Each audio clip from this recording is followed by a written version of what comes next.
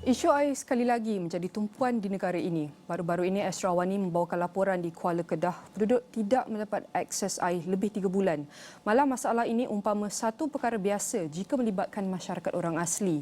Statistik menunjukkan 53% komuniti orang asli contohnya hanya mempunyai akses sedikit atau langsung tidak ada akses kepada sumber air paip. Ditambah dengan air sungai yang tercemar selain fenomena cuaca panas dan kering ketika ini memburukkan lagi keadaan takungan air. Persoalannya, adakah ia di tahap kritikal dan apalagi usaha khususnya melibatkan kerjasama badan bukan kerajaan untuk menyelesaikan isu ini? Sudah tentu izinkan saya berbahasa Inggeris untuk kita mengulas lanjut mengenai perkara ini. I welcome you, Horst Wazel, the Vice President holding Sea and Oceania. I want to say thank you very much for joining us. Let's talk about the work that you have done with Atlas Copco for Orang Asli. This is actually a brilliant idea and we need more of this. Tell us more about the effort and how are non-profit organizations and community groups working to address the issue of polluted water in Orang Asli villages, and what kind of impacts are their efforts having on the ground? Yeah, good morning. Good morning. This is a program what was created in 1984 by employees within Atlas Copco, by 2 employees. It was the first project in Peru. And we believe that, of course, clean water is a basic human right. And we want to bring this with our project to many countries in the world. And we have done projects now in more than 50 countries. And this was, in principle, now another one in the Southeast Asian region after Philippines, Indonesia, Vietnam, that we also do more in Malaysia. Because you have still around 8% of people in Malaysia who have not access to clean water.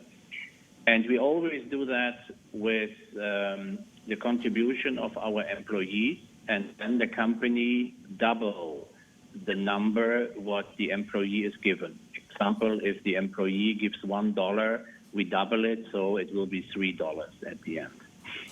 We were looking for a partner in Malaysia, and of course we found a partner with Global Peace Foundation in Malaysia, a company which guide us through projects, potential projects, and we found this village in an area, in a very remote area, who had no power, no clean water, no access to water.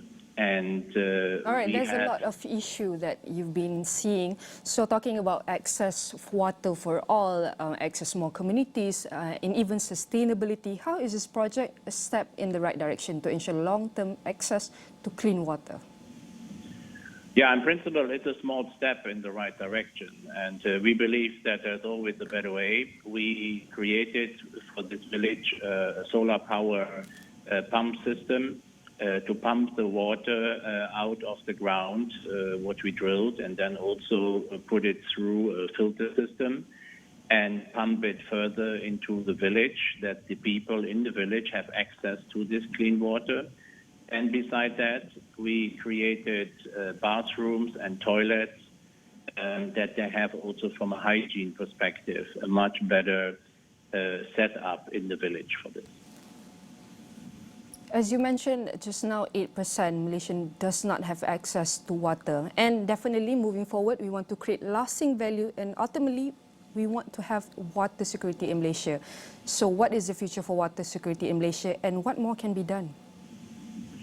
So the first thing, what is important, that we also maintain what we install, because that's important, that we have with our partner giving maintenance contracts, that these setups are good and working correctly with good efficiency.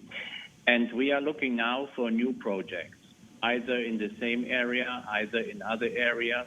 But we will, and we promise that we will come back with new projects. There might be different, there might be other setups, but we will absolutely come back on new projects in other areas, or on top of that, what we have built here. And we surely hope you can come back bigger and stronger for other projects to cover other parts of Malaysia. And again, I want to say thank you very much to Horst Wazel, the Vice President holding Sea and Oceania. All right, right now we'll be taking a short break, and after this, Ibrahim Sani will be continuing on. We'll be right back.